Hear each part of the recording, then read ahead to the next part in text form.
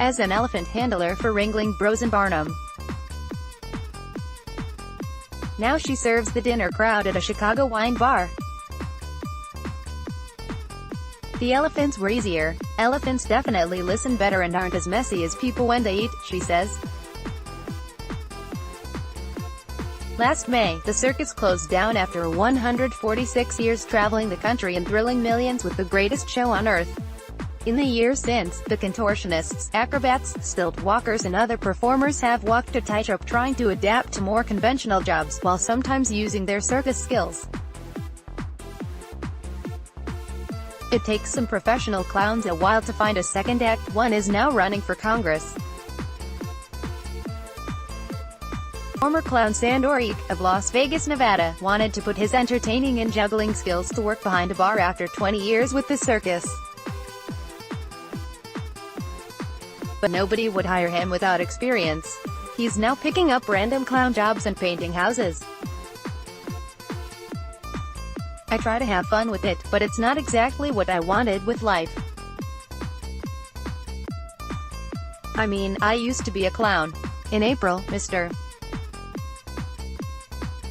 Eek auditioned for a mascot job with the Oakland Raiders once they moved to Las Vegas for the 2020 season. Tried on the Rushing Raider costume, and did what he called a crowd-pleasing routine. He's waiting to hear back, but remains hopeful. I got good vibes, he says. Brian Wright performed 1,250 shows as a clown for over 3 years. Now, he lives in Spring Hill, Florida, and works at the front desk of a hotel, where he sometimes does clown bits. During his circus years he would take a program and stick it to the forehead of an audience member to sign his autograph. Now, he has guests sign in like that. He also does pratfalls. They always get a laugh, he says. As the human cannonball, Nicole Sanders went by Nitro Nicole. Now, Ms. Sanders just goes by her real name when she works with customers at Lululemon in New Orleans, Louisiana. After almost 2 years of being fired out of a cannon 100 feet into the air before landing on an airbag, she says she can deal with most any workplace situation.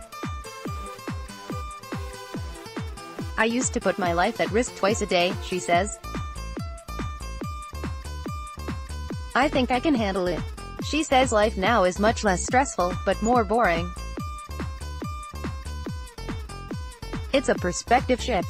More than 450 employees lost their jobs after the circus closed, citing high operating costs and low ticket sales worsened following the removal of elephants from the show after prolonged criticism from animal rights groups.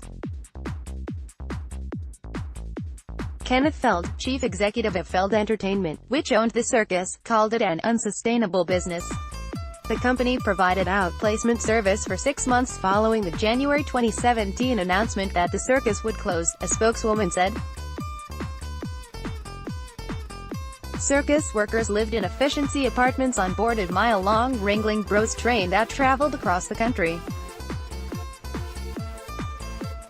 It carried performers and their families, animals and their feed, and had a school, a daycare and a 24-hour dining car. I really miss the show, my friends, and my horse batter.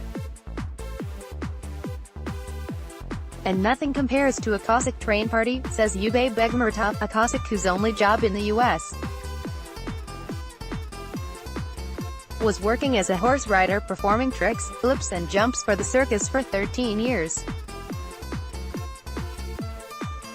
Nowadays, his tricks are limited to jumping off the back of a flatbed truck after he loads it, straps everything down, and makes sure the truck is ready for the next city. Mr. Begmurtov, who is married to Ms. Ramsay, the former elephant handler, sometimes drives for Uber and is working to get licensed to drive long-haul trucks. Red Coats, of Hayes, VA, worked for the circus on and off since 1985, as part of the train crew, and in wardrobe, props, and concessions.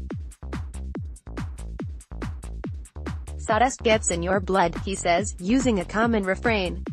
Most of us are still completely stunned about it all. None of us ever thought the show would or could close down. Now he's thinking about a new kind of show, pitching producers his circus stories as a television series. It would be like the old Love Boat series, he says, with 3 narratives interwoven in an hour-long show. I have enough stories to make a series last a long time, he says. Former clown Steve Luck, of Camden, SC, who left the circus in 2004, later found employment working for McDonald's at special events and volunteering for political campaigns. This spring, Mr.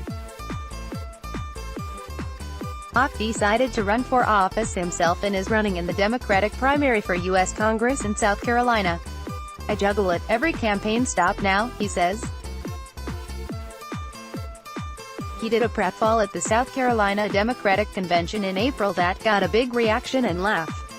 During his years with the circus, Mr.